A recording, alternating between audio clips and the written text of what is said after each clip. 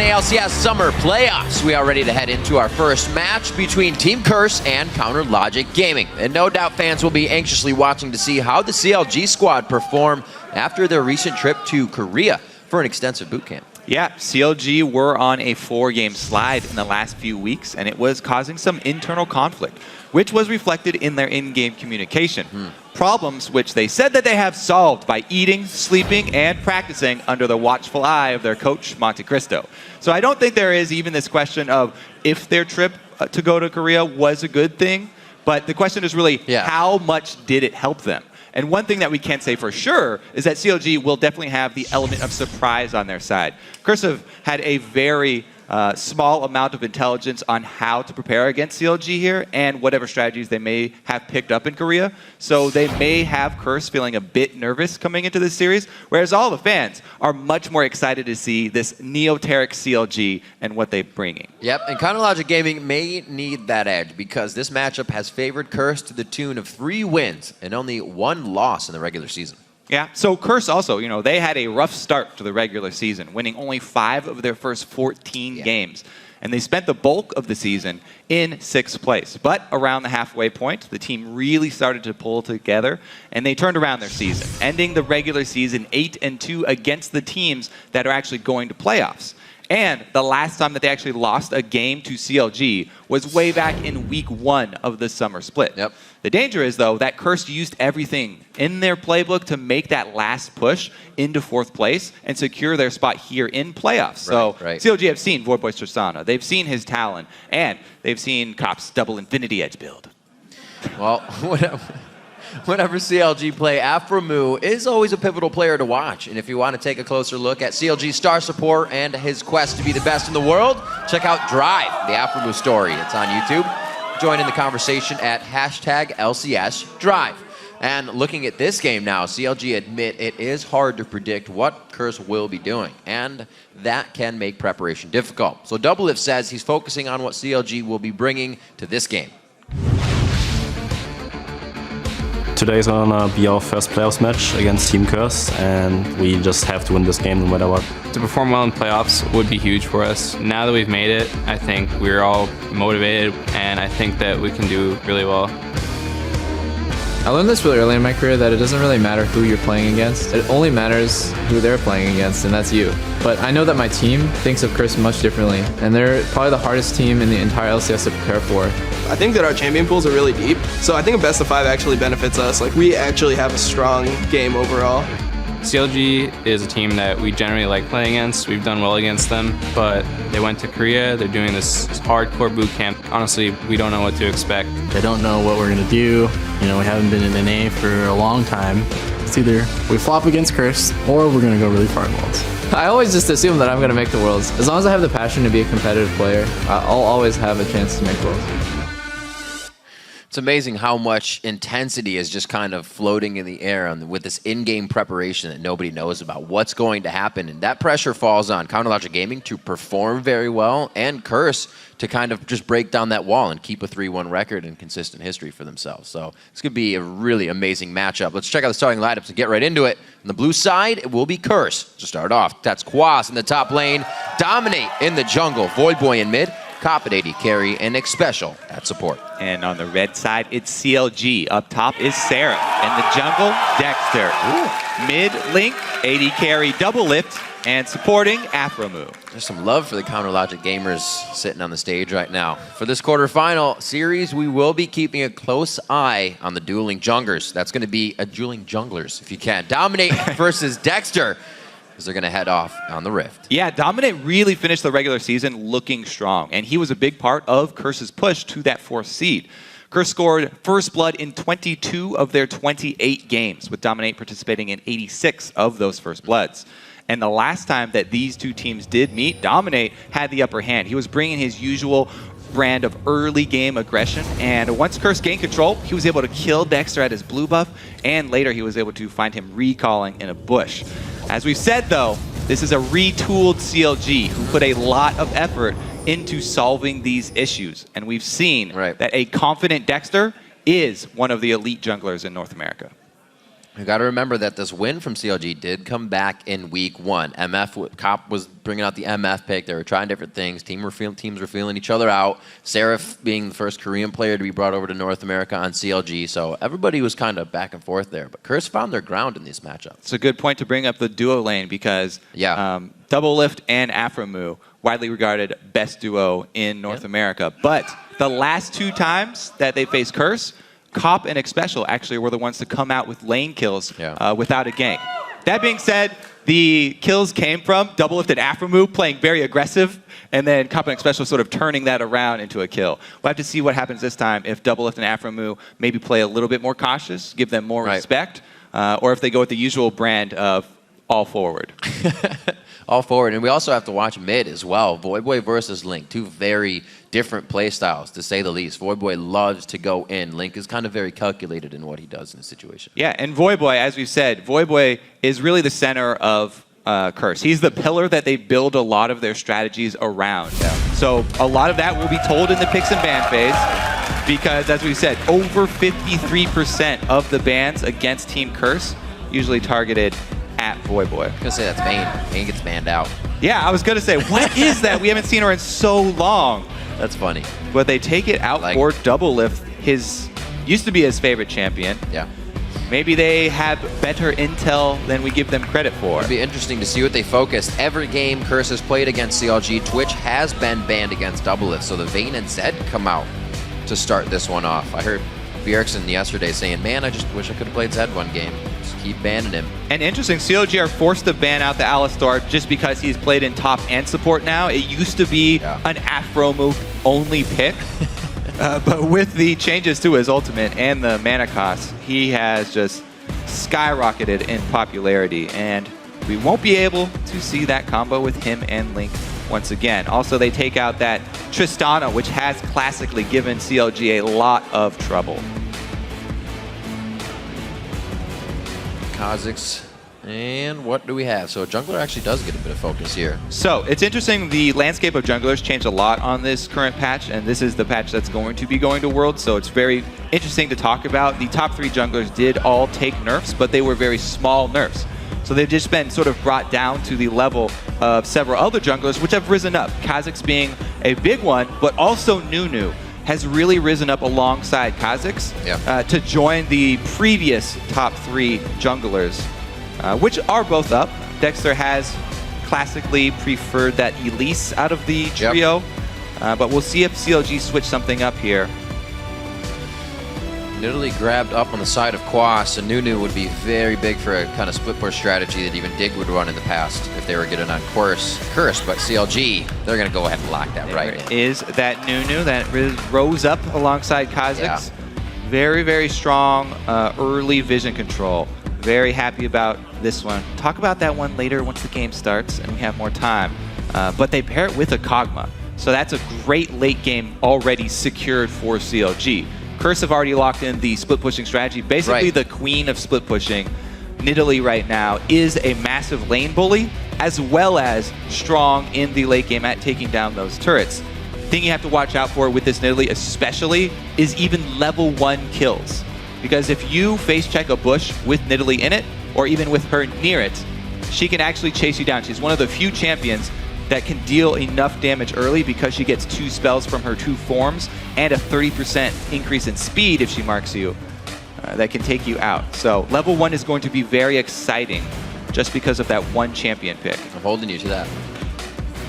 We'll see how defensively CLG play the level 1, or if it is group invades, because both of those scenarios would reduce the effectiveness. Nocturne, though, being locked in to go up against this Nunu. So we'll see how well Dominate and Curse can protect their large jungle minions, because Nunu is great at taking those away and delaying not only the level 6 from Nocturne, but also the conversion of Feral Flare. So very interesting to lock in that Nocturne going against Nunu. Basically, they just want something that will get to the back, force the engage on that Kog'Maw. Let's see where else we have. Lulu and the Thresh being picked up. Very interesting. Yeah, it is an emerging protect the Kog'Maw composition from CLG, putting a lot of weight on Double Lift shoulders. And since they banned out Tristana, there's nothing that will really stand up to them into the late game, Yeah. that Twitch is still available.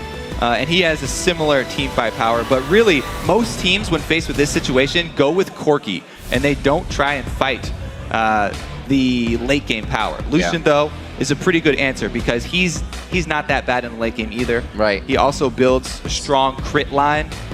The only problem for him is the range disadvantage. CLG had that Corki in mind with their bans. I see an Orianna for another shield coming in here, if anything.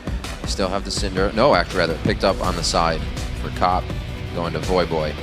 So it could be shields. That Rise is still up. That was played quite a bit. Voyboy would play that into the Cinder a few times. I don't think I've ever seen Link do it, though. They're going to have to be considering. And the Syndra lock-in here, we saw great things from Bjergsen yesterday. However, Voyboy in the early part of the season was playing a bunch of Syndra, and it wasn't having the effect that they wanted. They weren't able to get those Fog of War long-range stuns. There it is. The double AD. All right, forget Syndra. They got a double AD coming from CLG. It could be an AP Kog'Maw in mid. Absolutely, it could. It's probably an AP Kog'Maw in mid. But basically, they picked 2 long-range carries.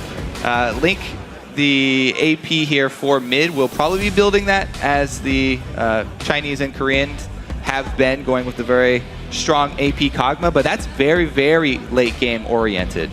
We'll see if Doublelift is able to put enough pressure with the Twitch mid-game picks to buy Link time to build up those mana items, because Kog'Maw really likes to start with the tier and a lot of those mana stacking items. Man, takes a little while to be effective. I feel like CLG just kind of ran away with champion select in their favor. That's a pretty good composition they just got. And Curse hasn't really shown that comp together in itself. We'll have to see, though. They've had a lot of time to prepare. And before the series gets underway, let's check out the vote over on LOLesports.com, where CLG is leading Curse with 69%. And as always, we're keeping those polls open. Just continue to vote on Twitter by tweeting out the hashtag either CRSWin or CLGWin to @LOLesports. All right, so we do get to see something already brought over, the new flavor. Yep. I don't think we've had AP Kog'Maw recently in North America, though it's been played sporadically throughout the history. Kog'Maw has been a strong AP mid laner. Recently just got nerfs to his ultimate, which took it down a little bit, but has skyrocketed in popularity pretty much at the same time. And they also have that blood-boiled Twitch for the late game for those team fights. So many options for CLG and many threats for CLG. They have an amazing fight composition to bring out. As I said before, Twitch has been banned every game against CLG that Curse played them. And this time they leave it up instantly in the hands of Doublelift. So he's feeling super comfortable to start off that duo lane, which we said was being taken over by Cop and Xpecial as of late in the past 2 times these teams faced off. Yeah, we'll see how Doublelift and Afromu play it this time around. Against Zilean, a lot of teams have been going aggressive to try and chunk him out early. Some teams, in response to that, the Zilean teams, a lot of Zilean teams have been lane swapping just to take advantage of the passive while not opening up Zilean to early aggression. But since he has not started with the Spell Thieves, there's no way they're going to go for a lane swap here. This is definitely a 2v2 from Cop and Xpecial. Going with the Doran's ring start on Zilean rather than gold generation. We'll see how this one works out for him, because that's going to give him a lot more lane dominance. We'll see how Lucian and Zilean can actually punish Doublelift and Xpecial. As long as they can dodge the skill shot, or rather just the hook, as it would be. Doublelift's going to be hitting whatever he wants to while he farms. Well, let's see if they can take it over. It'll definitely give Dominate something to kind of relax about, because before 6, he wants to be jungling and getting that experience. Yeah, a lot of defensive wards going down, and CLG looks like they'll probably do a late invade and then swap their lanes. They don't want to have Twitch down there, open him up to that double bomb with a Doran's Ring plus Lucian aggression. If they can get Twitch up to his Blade of the Ruin King and then start roaming around, that will be huge for them. But delayed invade versus 2. It does get seen out. Still some time on that ward. So Curse will be able to react here. All they have to do is swing down, start their own red, and then take control of the bottom side of the map of CLG. No blood spilled. And they have a timer now going over on the ward from Xpecial. And we have the start going off. So CLG They go ahead and give up dragon control here in the early part of the game. Curse isn't the team to super go for an early dragon. They like to have Dominate try and control the lanes if he can. Even on Rengar, he was out to the lanes before 6 trying to help, coming up with some successful ganks. As we said, he's the one to have the most first bloods in the league here coming out of Curse. All right, so as we see the fairly slow common start of the double jungles for Curse, we had a very early recall from Seraph to try and catch this common double jungle invade. They haven't gotten any vision down to pull off this move, though. Well, this is a normal ward that Alphamu put here in the beginning of the game, so that's why they still have vision in this. Oh, they do have. That ward was stacked on top of this Curse ward. Oh, man. So Calm this is Smite. nice to deny 6 from a Nocturne. Very good plays. Yep. Dominate, keep calm. Still Secure grabs it. Blue is able to get it. It was a nice move from CLG, though. Got to Goodly consider. stacking up that ward. Who lost more out of the lane? You still get Blue, he gets away. 6 might take a little longer because he's got to get more HP. He'll be able to heal up, though. And then they lose it out of Alphamu in the bottom lane. Well, there are a lot of good things that CLG get out of this lane swap. Yep. They get their Twitch to try and have an easy time ramping up to his assassination period. This looks vice versa of our pre-show. They slow down the Nocturne farming, or they attempt to. Yeah. Looks like there's going to be a collapse here. Voidboy pulls off. Blood Boil too much. One of the reasons why Nunu's so good at early invades. He can play it very easily. But another thing that CLG gained from that lane swap is neutralizing that Nidalee threat that we talked about. Spent a long time talking about her lane bully potential and her potential for those early kills. By pulling off that lane swap, they denied Quas a big part of what Nidalee is chosen for, the main part of her kit, the lane bully into the split pushing. So we'll see how it works out here, because currently trying to reset the wave, shove it into the turret so that Double Lift will not be able to freeze it. He's already getting what he wants. It's going to be very good for him this game. See how this mid plays out. We haven't seen too much from Link. He actually isn't making any moves with this cog. He's just farming up, as he should. He's not really going to be bullying out Syndra right away. Voidboy also not trying to push out Link in lane either. Yeah, he is. He's not going to be able to bully out Syndra. Voidboy is the one with definitely a lot of kill threat here. There he goes. Especially once he hits that level 6. Long range stun from Syndra is really, really strong against this composition. Anytime you have 2 low mobility carries on the opponents, Syndra is so strong because her stun does not get blocked by a beefy front line. One of the big things about Nunu is he loves to stand in front and take those skill shots for his team, but Syndra's stun goes right through him. So she's one of the best at either hitting a Twitch or Kog'Maw in the back line, and then having the follow-up there from a Nocturne Nidalee. See if they do get anything extra down here. No. But yeah, so there's good follow-up as well from Curse if he's able to hit that and take out one of the big threats from CLG. Good thing for CLG is they've got Nunu Peel, Lulu Ultimate for the buff, and 2 options. So even if one goes down, they still have a strong carry. It'd be hard to find fights. CLG can't keep themselves on the top of the game here. Dominate and Voidboy could easily get some pickoffs later in this one. Well, it's the same thing. If CLG is ahead, they're going to be able to take down these turrets so quickly. All the protection on the ADs. Let's see that mid lane actually is running some AP on that cog. Yeah, it's definitely the AP cog. Mentioned that. Pretty much the most common build for him for mid lane. But yeah, anytime that there is a Nunu in the game, I like to talk about the importance of keeping all of the wards down. He's one of the champions that can rush that sight stone before he even finishes his spirit stone. All about the early vision control. And I do kind of want to go on a little rant here about vision control, since we do have a lull in the game and a Nunu here. A lot of people do talk about good vision control and bad vision control, which is very easy to see in the game. But we don't really talk about the process of gaining it that often. Basically, there's offensive vision control and defensive vision control in the war on wards.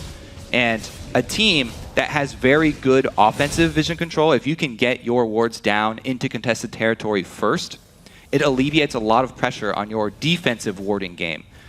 Because not only do you obviously get the opportunity to set up those ambushes and the objective control, but you get vision of where your opponents are walking to place their wards. So it increases the accuracy of every sweeper that you use early game, which is very important because the cooldowns are extremely long early game.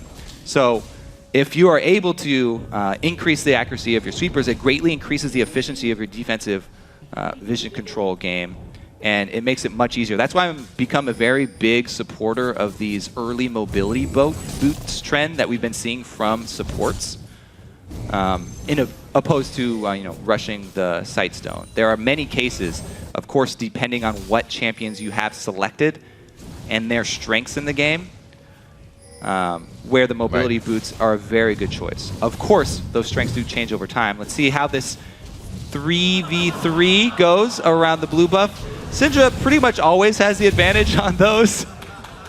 Voyboy decides to jack the blue buff back. Sharing is caring. Uh-oh. First blood, possibly. The ignite goes down. Won't be able to heal himself. Where's the hook? Hey, just dodges it. Oh, double lift trying to flash in. Get that last bit of damage in. Quas just got 4 summoner spells. Flash and heal both burn for double lift for the move speed and the extra gap closer there. And the ignite and flash both burn from after move. So that's all 4 top lane summoner spells for Quas's for his flash only. So very calm and strong escape there by Quas. Pretty big couple of wins here for Curse in the last couple of moments, where Nunu trying to take advantage of the vision, go for his invade. It was stopped because of the champion here. Syndra talking about those champion strengths. Great timing one of her on this. best ones is controlling neutral objectives, and they get the second blue. This is a really huge swing for Curse right here, because AP Kog'Maw relies heavily on that blue buff. And as you can see, already really feeling the power of the Syndra lane bully. He's already trying to charge up too, so he's not going to be bringing any damage in to contest these buffs back. They're trying to put the defensive wards down, but they're not working too well with that little mishap we just talked about. Curse, like you said, grab a swing. Yeah. Good buy too as well for Cop in the bottom lane. So it looks like they could have the upper hand too in that duo. He is going with a whole bunch of flat AD here, trying to get back in time for this dragon. Right. Vision fairly equal here. They don't have anything inside the pit, and there's no positioning from Syndra or from Cop, so it would be a miraculous steal if Dominate got in there, considering Dexter's on Nunu. But they do secure the dragon there, able to shore up that gold deficit. Yeah, tie it. Very nice. Now the other thing, when you're talking about War on Vision and the process of gaining control, is that you cannot cover the entire map in Vision and hope to keep that vision. If you spread yourself too thin in any war, then you will lose on all fronts. So you want to choose a specific area that you're going to target, and that's, again, based on the strengths of your champions that you've selected for that current game and the time of the game. So you target this one area, and you make sure to allocate several of your players to be able to defend those wards, because the fight over accurate sweeps and over pink wards is where a lot of people lose their lives, Riv. Wards don't kill people. It's the people who effectively use wards that kill people. Dang. That's stuff, Kobe. You can see Cop. All right, done with the rant. No more ward Trying to rant. freeze bottom lane here. Totally sensed out by CLG. They have enough wards on the top side that just died where Dominate is right now that they knew he was probably in bot lane. But now double lift. He hovers back up. He's trying to get some extra damage in. Say, hey, look, we could be hurt, but here's our jungler because we're going to counter. Very close. Oh, what? Why did he stay in the front? Xpecial knew to get right out of this fight immediately. He'll be down for a second. I like it, though. So far, Cop coming back on this. They just play this one very nicely. Uses the relentless pursuit to get out. That's the slow. Double lift could be coming up big here. Xpecial throws himself in the fire. Can he heal it back up? Oh, he gets the perfect amount of health back. What an exchange out bottom. We do need to get a replay of that fight because there were very good baiting maneuvers as well as keeping their distance here. Double lift, he got chunked out so early that he could not continue to apply damage for a large duration of that fight. And so he had to wait for another opening, return to ambush, and go back in after the chrono shift had already worn off. So this is all CLG. They were initially trying to bait in this aggression from Copping Special because they had Dexter in the area. Aphromoo was able to land the strong hook to make this happen, but so much damage was received by him because Coppin and X Special had already chunked down Double Lift that they immediately get an answer kill. And X Special decides to go for the return here on Double Lift. If that piercing light from Cop had actually snagged Double, then it would have been the return kill. So close to going their way. But again, the first blood money was actually for Curse. First blood again. First blood. 23. Very consistent and persistent. No dominate this time, though. That was the bottom lane of Curse getting first blood. You said the past 2 games, that's what they've been doing to Double Lift and Aphromoo, and that was a 3v2 situation. They were able to come out on top, one of the most aggressive bottom lanes. So good things for Curse so far. They still have that bit of control and timing on CLG's buffs and their own to contest and defend, so they could still get a bigger upper hand here and keep the dominoes falling in their favor. Just about 1,000 gold right now in the lead, and that first turret to relieve some pressure and really have to call somebody else up here to help Seraph at some point in time, maybe. See what happens. Quas doing quite a good job. Yeah. 88, all this action bottom lane, Nidalee has quietly risen as she should in the split pushing game here and been able to take out a turret by herself. So good. They're causing so much chaos in the bottom lane. Dexter's not really getting much out of the ganks, and they're just clearing wards. Nice job by X Special and Cop. And this is the battle over the contested territory here. Vision down first, enabling the accurate sweepers. I really like, I'm trying to keep track of the accuracy of sweepers in players in game, but it's a very, What's the count? It's a difficult task here because you have to go back through by hand and count them. The life of a Nunu. Wards and clearing wards. Stealing your buffs and clearing more wards. He goes back into the jungle. He's actually got some white and wolves to do, so he'll have some fun. 1.5 on Dragon, so he's got perfect timing in that. Do a little defense here. Dominate cleans up. And he's actually going Cutlass right after his mod. The classic. Razor. Yeah, this is a classic Nocturne build with the, used to be Wriggles into Blade of the Ruined King, but that item sadly no longer exists.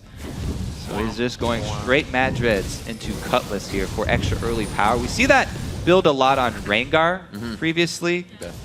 Started by a lot of the Chinese and Korean players going with that build. Double Lift, though, he's got his completed Blade of the Ruined King, going for his first assassination attempt. Oh, noes!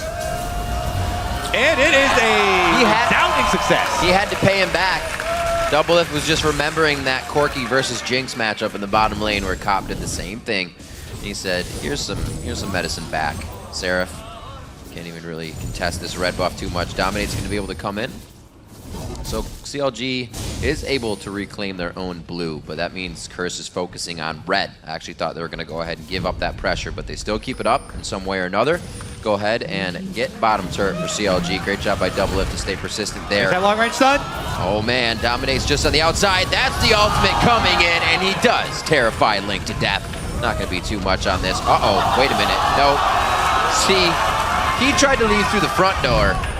Boy left through the back door and got out safely, but 1 for 1 either way. What happened here is maybe a breakdown in cross-map communication for Curse. There was just a play bottom. They saw all these members of CLG down bottom taking that turret.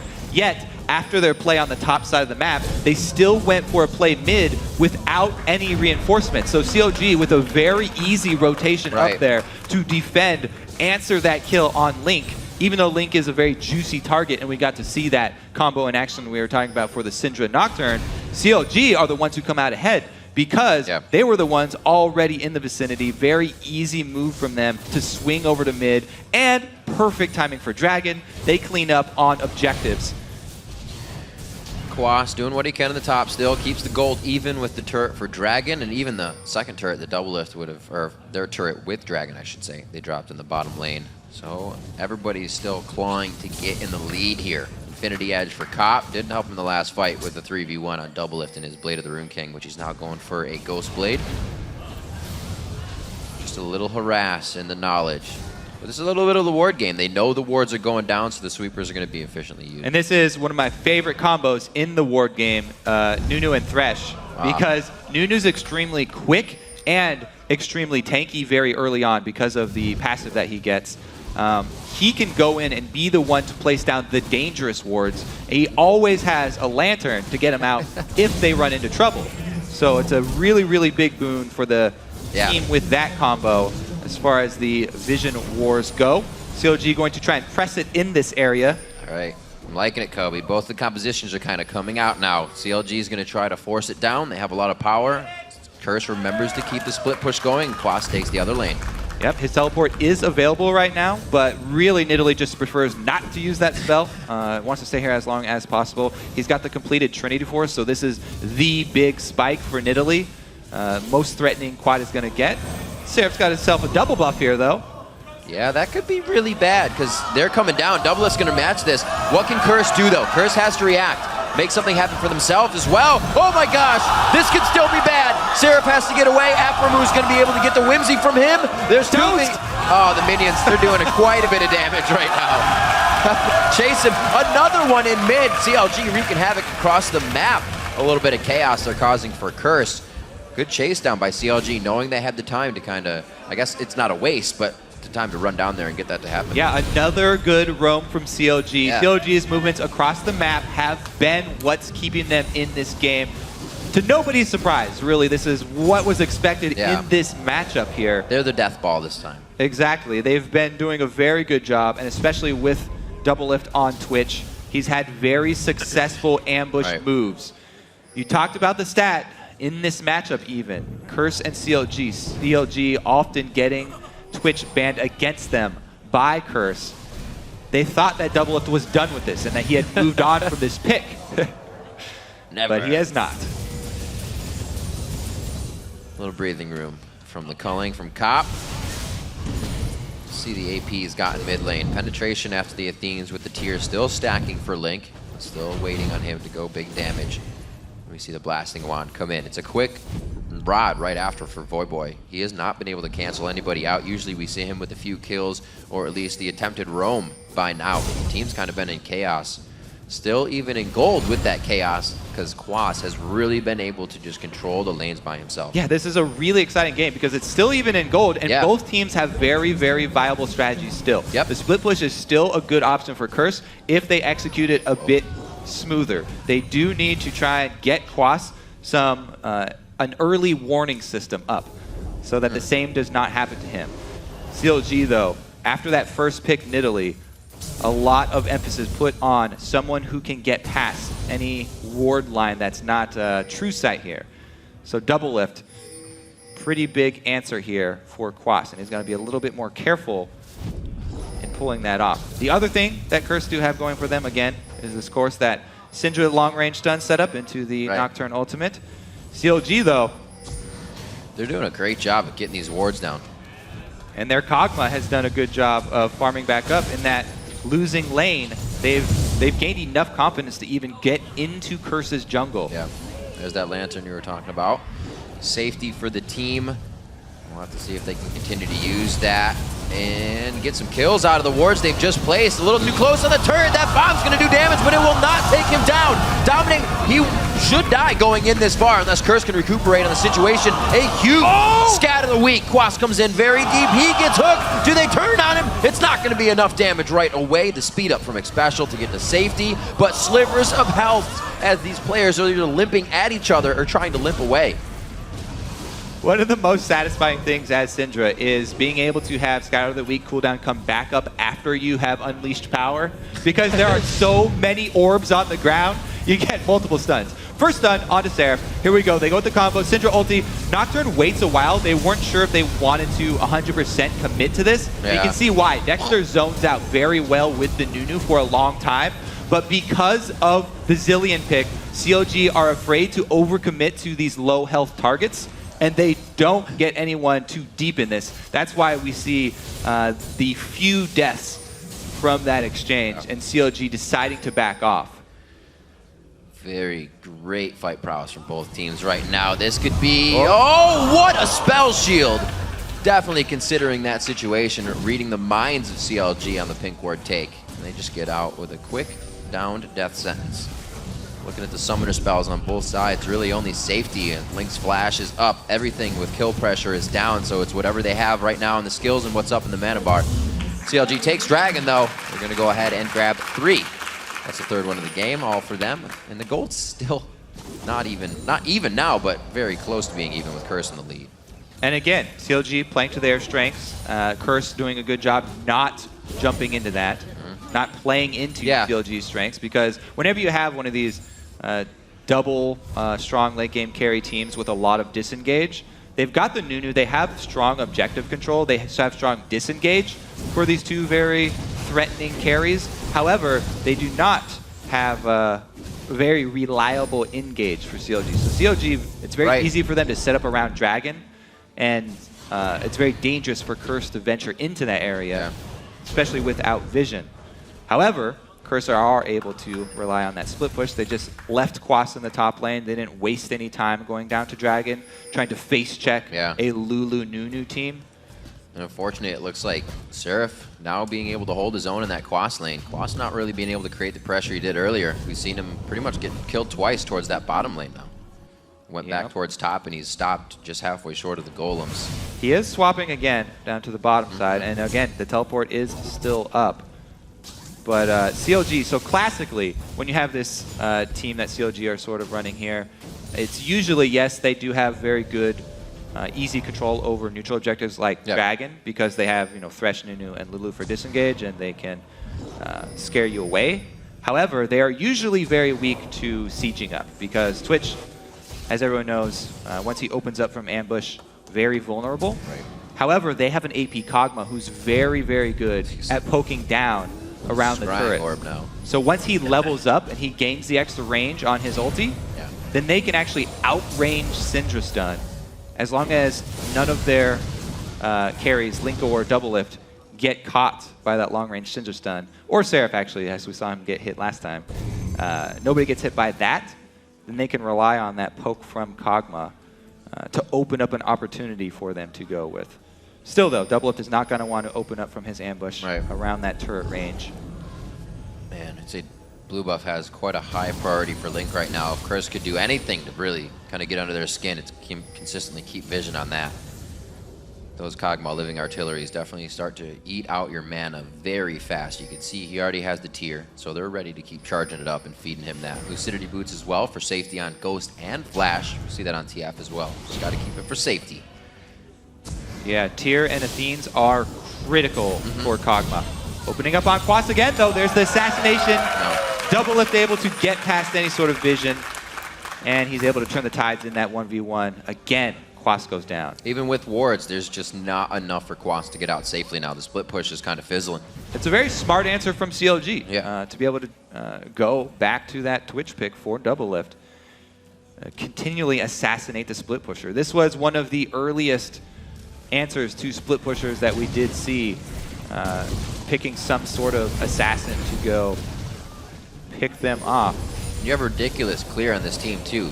Seraph can go top lane or be with Double Lift, and Link can just void ooze and then living artillery a backline of minions. Curse is just stuck to be in mid and defend if they're not being able to split push. Yeah, luckily for them though, Quas with the early static shiv, Voyboy with a blue buff, so they do have wave clear of their own. Lucian still has culling if they really do need it. But a blue buff on Link means they come in for that harass. Post level 11, he's got decent range already. Sure, he would like that to be a Youmuu's instead of a static. Cop. This is getting pretty intense, Kobe. Somebody's going to get caught here. Watch the positioning as everyone reacts to the spheres being placed by Voyboy. Because the one thing about Syndra is that you can react to the stuns that she's trying to lay down. Dexter wants it. He just walked right up to it. Oh, he can get one slow. He'll probably go in and throw it on the ultimate instantly. We see a lot of Nunus. It's not a full channel ult anymore. You can get it off with quite big damage if you just let it go. And not so much like that, but that's all the zoning they need to get the turret. So they're good off. So that was beautifully executed by CLG. Yeah, they got it was. Blue buff on their Kog'Maw, so they want to take that opening, that window that they have to siege, and they take it. The only thing they misstepped there was a Blood Boil went onto Aphromoo instead of Double Lift. but he was standing right next to him. Just a little misclick. Quas, can he answer the turret? Yes, he can. Yes, he can. Yes, he can. You questioned, it was answered. So a trade in turrets there. That was actually a secondary turret for just an outer turret. Curse are not flustered here so far. It worked, but it works slowly. As long as it works, that's what you need. So I was a little wrong. The split push did work, but it worked for losing something in mid as well. We'll see if Curse can keep the dominoes falling against CLG. It's probably going to be just from Quas again. That stick we saw from Voyboy gave him a good amount of movement in the mid lane. Dominates maybe ulted once, twice this game. There's really not a lot of option for him to go in with the amount of shields and peels. Hey, 2 ults, 2 kills. Two ults set up by Voyboy. True. He dumps Syndra in, spheres into the target, and Dominate goes to make sure the target is finished. Combo definitely working as intended, and the exchange in objectives also working as intended for both teams here. They've got a little bit left on the duration of this blue buff for Link. Let's see what they can do for it. Their vision control here for Team CLG has lapsed. They're really, really in a tight spot here because they do not have any control over Dragon or Baron. So what Curse are doing is sort of baiting this by trying to fight the battle for vision around Dragon, but CLG do not bite that hard.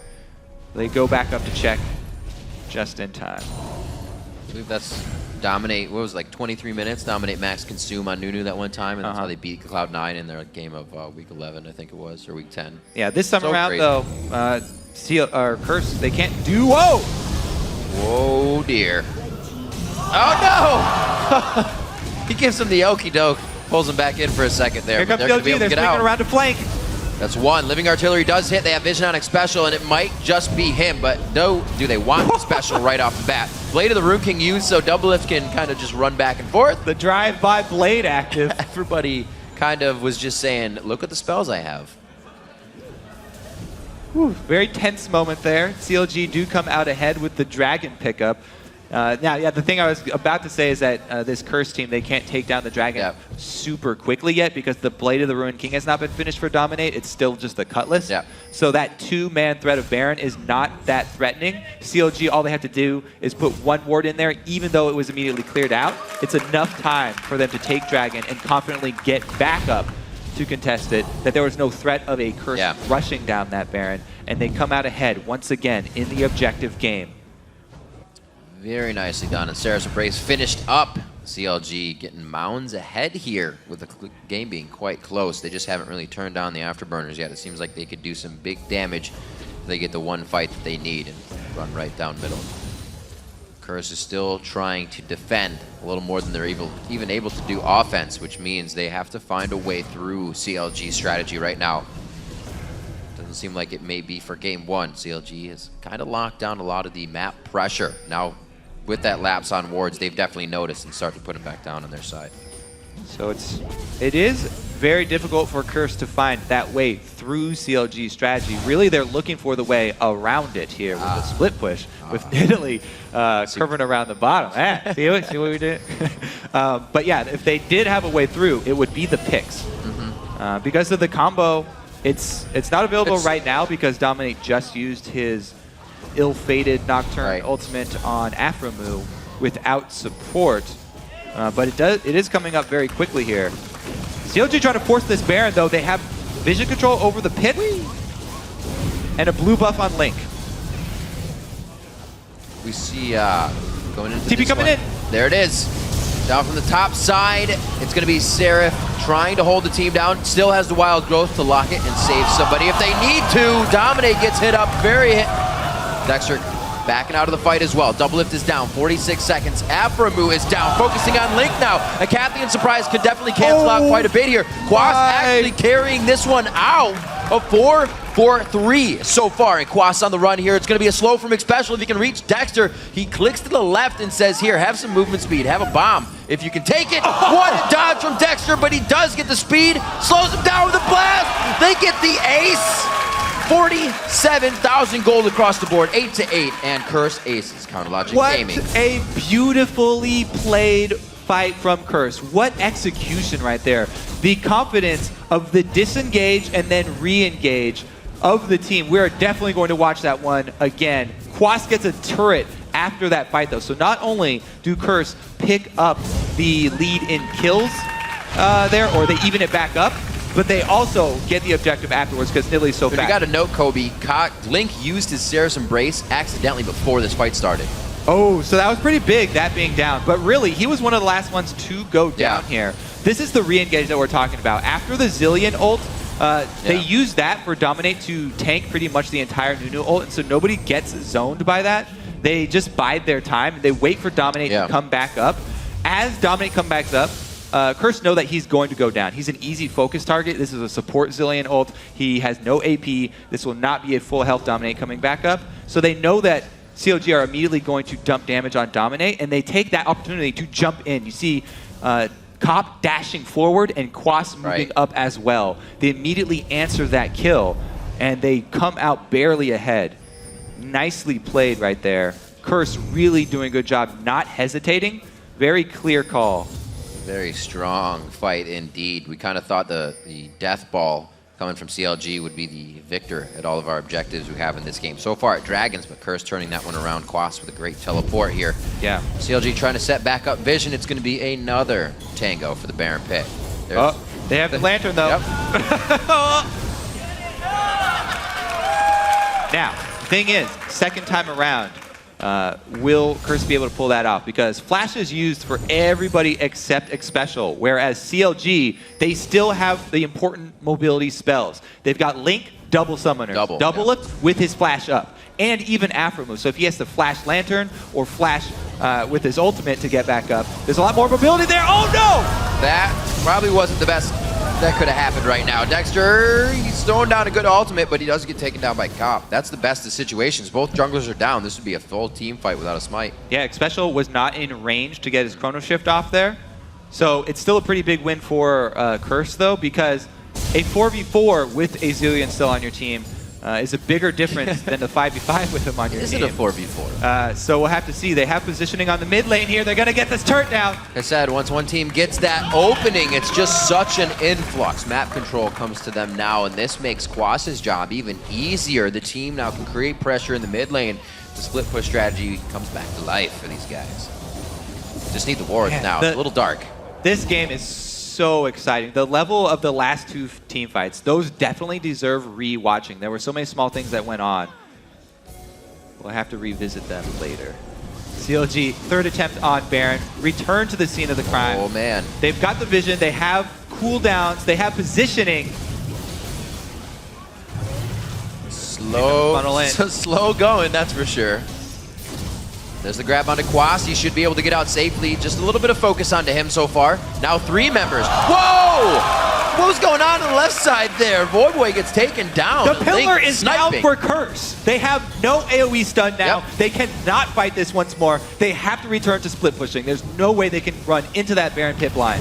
Link dealing an extreme amount of damage. Voidboy didn't even think he needed to do anything evasive. Can he answer, though? He's got a little bit of time. He's committed to this. He's staying in there. Oh, man. Backdoors all weekend long. Let's get an inhibitor to start this one off. That's going to be a hit from Quas. He should and probably will go down in this situation. You got to go down valiantly, and he does. What an exchange, though. Can they even up gold here? The turret plus the inhibitor. It should be, yeah, they're going to be more. Dragon plus the inhibitor. Here's the thing, though. CLG, they've got 5 members alive with Baron buff. So the question is, how much can they get on this push? 38 seconds left on Quas before he can revisit the team. Defense now for Curse. Can they wave clear? At least one turret's going to go down. It's going to be tough wave clear. Voidboy's coming back. The static shiv was purchased onto Cop. If he didn't get that, they'd kind of be fizzling out with the minion waves coming in. Turret falls without anybody there, as it should. And now we'll see what they can do on the front step. Dexter did this last time and just threw off absolute 0. Turret's a little too healthy for that, for the initial step. They're going to go ahead and make sure it's clear on the outside so they can't get flanked or swiped here by a pick from Dominate and Voidboy. And go at it once again. 11-9 coming up 37 minutes. Another amazing playoff game here for the NALCS. Woo, you can say that again. This is an exciting start to this series. So glad it's turning out this well. CLG, there were doubts whether they would come roaring back after their visit to Korea. They look way better than when they left.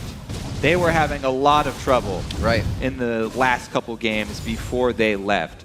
Definitely with a much cleaner strategy this time around, but Curse as well have answered them every turn here. Question is, how can they use the super minion line in mid to supplement Quas's split pushing pressure? They've got, theoretically, 2 lanes of pressure here with the artificial mid lane. Super minion's going to be walking down there constantly. I like what Curse is doing right now, making sure they're gaining the vision that they need, or at least denying. They're not really putting out too many wards. They're staying very much so power in numbers. Doesn't seem like they want to get too much. Baron's wearing off on CLG, so I guess that's the best option they have right now, to kind of hold back, let that happen, and have CLG just try to push in these super minion waves. You bring up a very good point with your Curse vision point there, because again, double lift on Twitch. This team, the CLG team, is not a one-trick pony. They have the ability to also pick off stragglers. This is still a very real threat from CLG. Dexter doesn't even have to be with double lift. He can blood boil him and then leave. But they're going to go with the 5-man squad. They want those 2 threats. They've got the blue buff on Link. They have the Baron buff. They want to make use of this while they have the extra stats here and regeneration. Double lift recalling, though. He's recalling. They're They canceling got the siege. Quas on the top side. He's going to have to stop somebody. And Quas with a Bloodthirster now. And a Frozen Mallet. Let's watch this 1 versus 1. Double lift is going in. He's got the speed up from Quas. No. Oh! Wait! Oh! No, he slowed him, but he's out of the brush, so it might just negate the speed. He actually throws on his Yomus. He knows he needs to turn around for a quick second on this one. Wild Growth's going to save him. Quas has been 3v1 so many times this game. There it is. Oh my goodness. CLG switching gears so quickly. They rely on the secondary strategy there, go with the assassination from Twitch, collapse onto Quas, kill the split pusher, and now, what is it, 45-second window. Can they answer inhibitor turret? That all-important cracking the inhibitor turret line is what's important for CLG.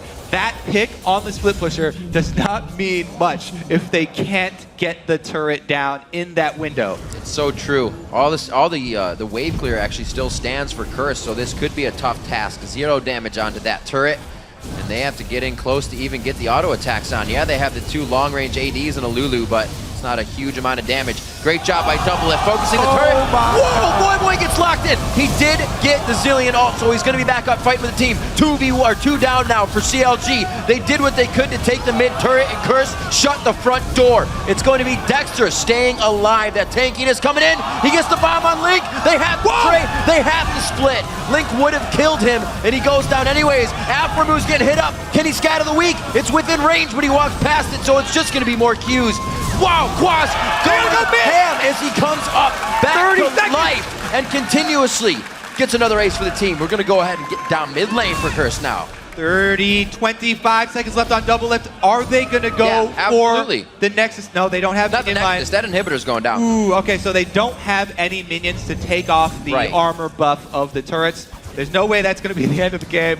But what a response from Curse. They know that CLG are... Oh, they are going to try. What? They're going to get at least one Nexus turret here. He says, I'm Quas. Let's go. Woo. Okay. And he says, just kidding. We don't have the minions. The buff is on the turrets. We back up. That was for the back door. They're prepping it. All right, I can't breathe. Okay, replay here. They get the stun onto Link. Good Syndra play from Voyboy. He's spamming his ultimate so that he can get it off before he goes down. As you said, Zillion ultimate did get off in time as well. Link here having a hard time hitting the Qs, but he does hit the R to kill Cop, taking off the AD carry. And then this play from Dominic to flash in to get another kill because they have the teleport ready from Quas. And Nidalee, as we said, the 30% chase down speed for him enables him to make sure nobody is going to escape a fight. Curse cleanup for the ace. Quas is playing like a monster right now. He, without being on the screen quite a bit, has controlled a lot of this game for Curse, and the rest of the team is doing the perfect thing to allow him to kind of just be a nuisance. Sure, he goes down on the other sides of the lane, but that just leaves CLG's window to say, let's go aggressive. Quas comes back and he says, now it's my window again, and it's really been working out. Gold again, completely even along with the kills. And you can see CLG's priorities. They set up their vision around the Baron pit. They commit all of their resources, their 3 pink wards, plus all of their champions to defend their vision around that Baron pit. 17 seconds left on it. Curse, however, their highest priority, objectives, buildings to take down. So they rush over to try and create pressure on the bottom lane, while they have, again, the super minion conga line going up mid. These games are so intense, Rib. I feel bad for you. You had yesterday, extremely intense series. I'm sure you can take it. We only have the reveal show tomorrow. I can blow my voice out today. It'll be fine. Going out towards Baron now. 1 second, and he's alive. There's the worm. He's on the map. 3 pink wards coming in for CLG as their vision is on lockdown, but can they guard and secure that vision? And Curse just, they're able to run in and face check this Baron pit where they didn't have any vision to go clean out CLG's because of their really deep offensive wards that they had. They had wards all the way down CLG's base. Knew that they were not on the map. They were confined inside their base. So Curse are able to use those previously placed line of wards to pull off a very, very, very much needed sweep of the Baron area. So 2K gold lead. A bit of the back and forth is finally in Curse's favor, but I don't know if that really means anything for this fight. Dexter, can he pull off the hero steal? He does not have flash. Oh, the Baron finally goes down. The tickling hits Dexter in the backside, and they're going to go ahead and get out of this fight quick and easy. Just to make sure that they do get that disengage, they want to set up properly. Oh, they're going to rush down mid here. Will this be an exchange? Everybody recalling, though. It's like such an intense moment. Backing. Well, it's like they were grouped up like Power Rangers there. Everybody in the same squad. 4-man recall. They leave Quas up top. They're going to exchange top turret here for mid. They leave this poor turret in mid lane going down. CLG takes a bit of an advantage there. Good thing for Lanterns. Good thing for Lanterns. Slow push. Oh, he gets an inhibitor turret. Quas is going hard. The team's going to try and keep him here. Double Lift gets a very nice wild growth to stay alive through the Boy's ultimate. Boy tries to get out. Another inhibitor goes down. Kobe, we're going to get another race. Cost going for Nexus turrets. Can they stop the recalls here? It's only Seraph. Seraph solo. He got one. This is ridiculous. Seraph was able to take out Quas within the last few fights in the lane. He's going to go for the second Nexus turret. He is now a cupcake, but he will be getting back to form soon. Gonna have to back out on this one. Top inhibitor is down. Seraph jumps in and he gets a bit of glitter. Comes up big, but they are able to stop Link, and they take down another member of CLG. 2 men for Curse alive means a 3-man defense for CLG should be able to clear out minions up top, but another inhibitor went down in the process. However, CLG, they were able to finally crack open the inhibitor line for turrets of Curse. They actually have a way into the base now. Still, so much left to go in this game. Baron's not going to come back for a while, so they won't have the neutral objective to sort of derail the team fights here. And it's going to be all about the wave control. Nobody has vision left on this map because there's so much emphasis being put on the defense of inhibitors and inhibitor turrets. We'll see who can get out there quick enough to establish like poor man's an area for an ambush. So let's see what happened back down at the base. CLG are going back to try and recall. Little did they know, Seraph was going to take care of business himself. Where did Double Lift come from? Goes in to try and stop this one. After a move with a hook from the bush onto Cop to bring him into range of Link, where he gets taken out. Good stop on the back for a few. Double Lift was able to make it, but they get good kills on both sides. 16-17. 2K gold lead still for Curse here. Now, I really like these lulls in the late game where people have been fighting for so much that wards have expired. It opens up the opportunity for so many ambushes and finding the pockets of Fog of War that your opponents have left up. Was really impressed during the OGN finals, Blue and Arrows. The god Cacao able to find one of those pockets and actually ended the game because of it. Opportunity here for the teams. They've just got up some more defensive wards. So they've established some safe areas. Yes. But there are still several pockets to try and fit through. We need a name and for CLG, they always have to worry about a ward inside their actual base. Whenever you have 2 inhibitors down like for a teleport. A teleport, because Riv, how do games end on the playoffs in North America? They end with one person killing a Nexus by himself. One person indeed. It seems to be the true form we have coming into this season. Who will it be? Right now, Quas is definitely on form to do it. He's actually building it now a Mercurial Scimitar for himself. More damage and safety. Good lord. That would not have been an alive person if he found him. Slow movement, though. Nobody really wants to make a move into these high-value pockets. They don't have the vision. All right, deep breaths. CLG have established at least this quadrant of the map, their blue buff side. They've got it very well warded. They even have pink vision here to make sure that Curse do not have any deep wards down. He looks special, too. He has a Seraph's Embrace. Good lord. Let's see if... oh, yeah, he does. Let's see if Double Lift can pull off another miraculous pick. CLG right now have their hands full, clearing out the super minion line. That is the only thing that's going to win a game. Somebody gets picked on the outside here.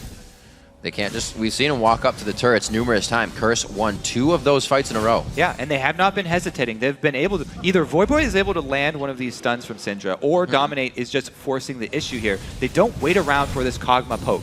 This AP Kog'Maw has not been able to get enough damage down on the backline before the fights start happening. Everybody now with bubbles as well. Going to make his job even harder. We'll see if he can come through here. He's even fairly strong at chunking down a front line if somebody's too close, though. So really it's going to be all about positioning and the hard CC that they're able to land for the next team fight.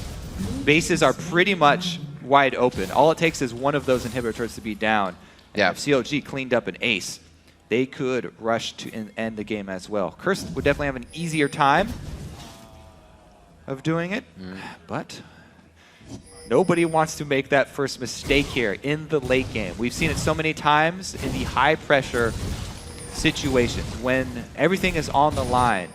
The playoffs and the relegation games, teams start playing a lot more safe. They become so much more risk adverse during these times because it means so much to them. And a first game sets the tone for an entire series in these best of 5 that we are definitely going to be in the long haul for. Yep. Already coming up on 50 minutes right now, Kobe. And we just got another blasting wand in the hands of Link. Going for a bit more damage on himself. Maybe Lichbane. We'll see. Try to take down turrets with the rest of the team. Everybody's got... This becomes my favorite point in the game when we get to 6 items, because it kind of just nullifies everything that happened before. It's like, what do you got? What are you bringing to the table now? Can you play to the highest caliber on your champion? And in this specific game, it's even more exciting because the weapons both teams are wielding are completely different. Yeah, CLG, they still have the option. They still have Blood Boil, put that onto Double Lift. Even Seraph can try and give him a picks, and they send him out. See if they can find that pick. Or they can rely on that Kog'Maw, the defensive disengage, long-range poke. He's got his blue buff up.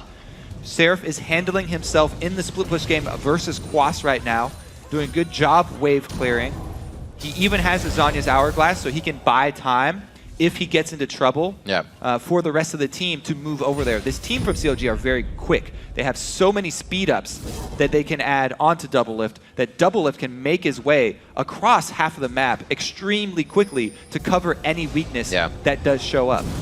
Here's the pick being set up right now. They hoping they're in Fog of War. They have Voidboy though, he's fed up.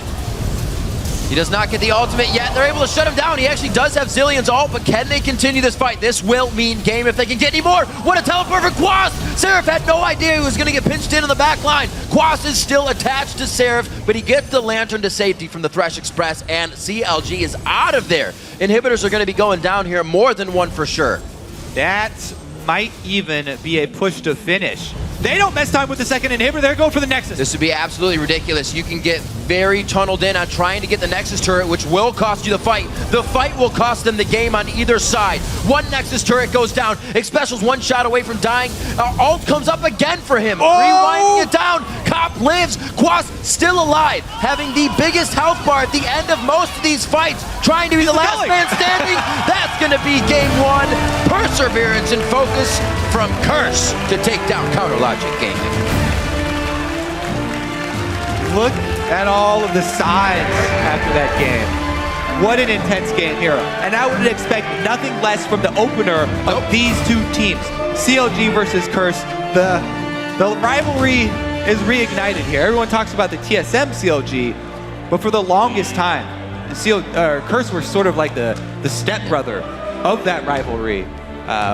For a long time, we picked up a lot of benched CLG members going to Curse, so they had this between the two organizations, a long story there as well. All of the players almost are different now, since save for Voyboy, but it's back alive. They have to fight each other to get into the playoffs, to get to Worlds. Yeah. They said it in the video. If you don't make it here, then nothing else matters. Yeah. Both these teams, everything for them is going to Worlds. I believe that means so much more than we know for these guys, because a lot of us haven't sat in that position, and that is completely well, yes, Nope. you have. I have not. No, don't Well, say that. You've been there and won, I guess, so you haven't been. I in have this not position. been to Worlds. We did WCG. World. Okay, World.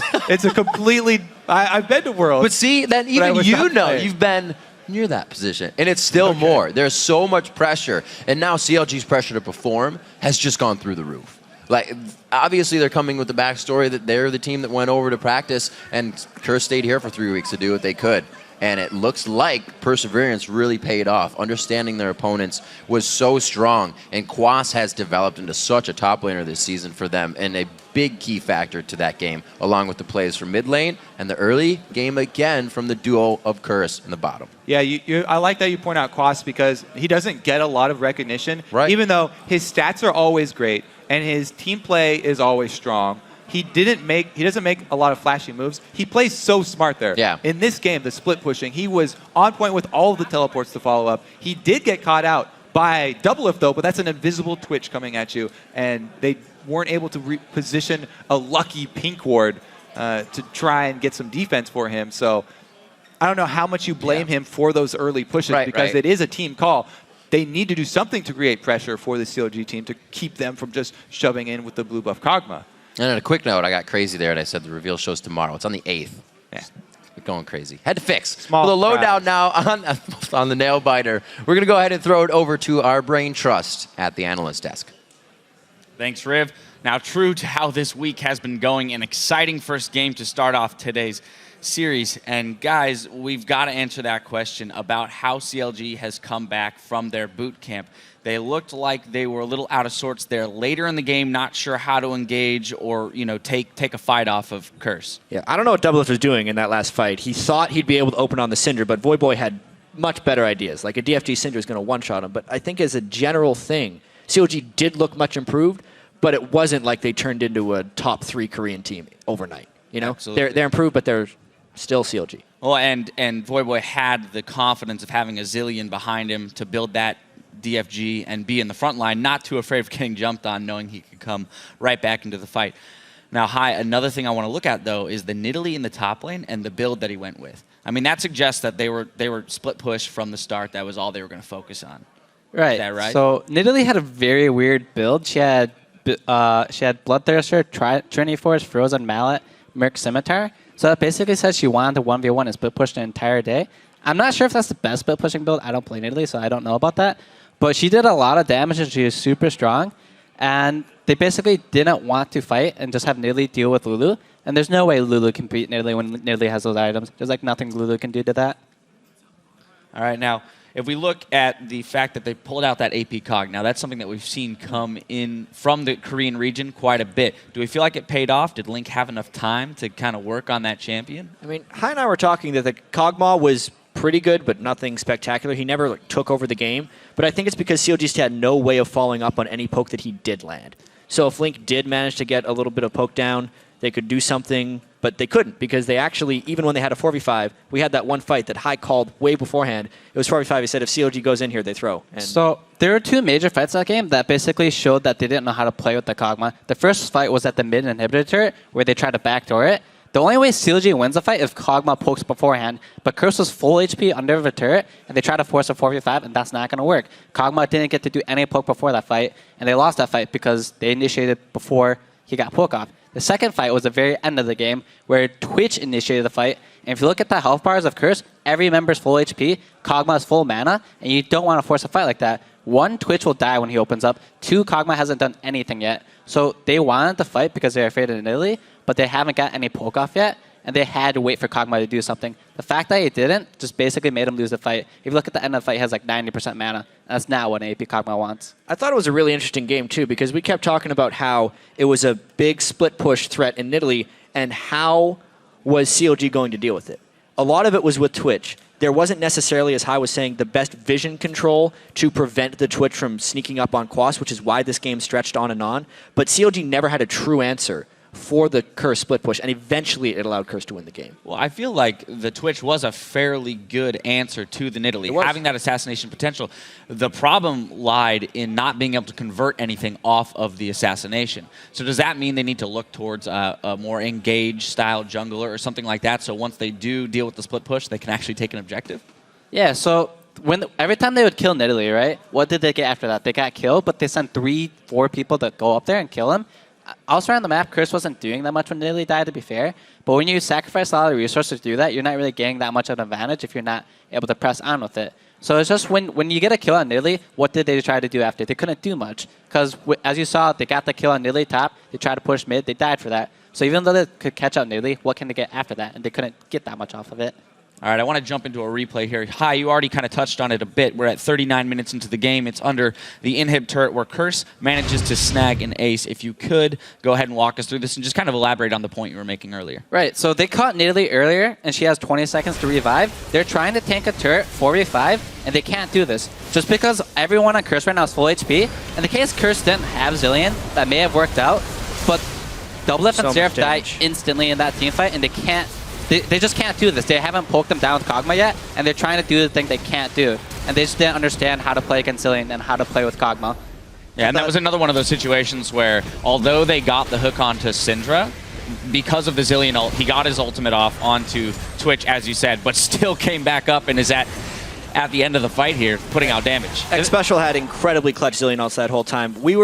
Hai had said they go in if they throw, and I think unless they can catch Syndra. They caught Syndra, but it didn't matter. Hai was right the whole time because they just Zilean ulted it. He killed the person for basically a Zilean ult. And then because there was so much focused when they hooked Voyboy, they forgot about Cop on the side who ended up killing Doublelift. So it was just a really good fight, 4v5. If it was any support other than Zilean right there, I think CLG would have won the game right there just for catching the Syndra. But since Zilean is there, he was like, what, level 16? Had all, like, yeah. He's scaled as best as he could be right now. So Zilean saved the game right there and made CLG lose. I don't know how many times CLG has played against Zilean. I imagine they would, since it's pretty popular in Korea, but they just didn't respect the Zilean ultimate. They sacrificed all the resources in killing one person. He just revives, and you lost a team fight because of that. Yeah, it's pretty popular in Korea, both as a support and as a mid laner, so I would feel like they've had a fair amount of practice against it. Especially if we look at the rest of their picks right there. The AP Kog'Maw, even the Twitch as an AD carry is something that is still massively popular in Korea, but not necessarily over in North America. And it did throw Curse for a bit of a loop, but they've clearly been practicing a lot of stuff of their own, too.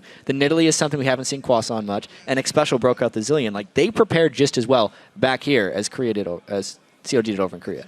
All right, well, now the final question before we close out the segment. Looking ahead, both teams are actually going to be on the same side next game, right? So we're still going to have CLG on red and Curse on blue. How can we see picks bans evolve from CLG's side to maybe turn it around? I think as far as picks and bans go, if I remember correctly, they were kind of odd in the first place. They're kind of just doing target bans against each player. I don't know if CLG will ban Zilean or not, since it was an issue that game. They might ban Nidalee too, since there's not really a clear response to what you can do against Nidalee. Like if you pick Maokai loses lane. Any champion you pick in Nidalee will lose lane, except for maybe Ryze. But Nidalee is such a dominant top lane champion at the moment that they probably might. I think they'll ban it. I don't think they'll let Nidalee go through again, just because they couldn't answer to it. Well, with as exciting as all of the games have been both this weekend and then this first game today, I, for one, can tell you that I am pumped for the next game. But we are going to have to take 3.5 to restock the store for our next battle between CLG and Curse. So don't go anywhere. The day's just getting started.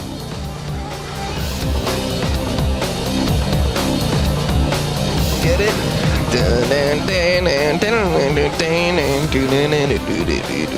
Get some kills out of the wards they've just placed. A little too close on the turret. That bomb's going to do damage, but it will not take him down. I'm stunning. I stun them all. I'm flashing in. I'm on Twitch. Yo, kill Twitch. Look for Cog, look for Cog. I spud you. You guys can win that. You guys can win that. I'm on Lulu. Yep. I'm dead. Kill Lulu. Quads kill everybody. Quads kill everybody. Great job by Double It, focusing the turret. Whoa, Boy gets locked in. He did get the Zillion ult, so he's going to be back up fighting with the team. 2v1, 2 down now for CLG. They did what they could to take the mid turret, and Curse shut the front door.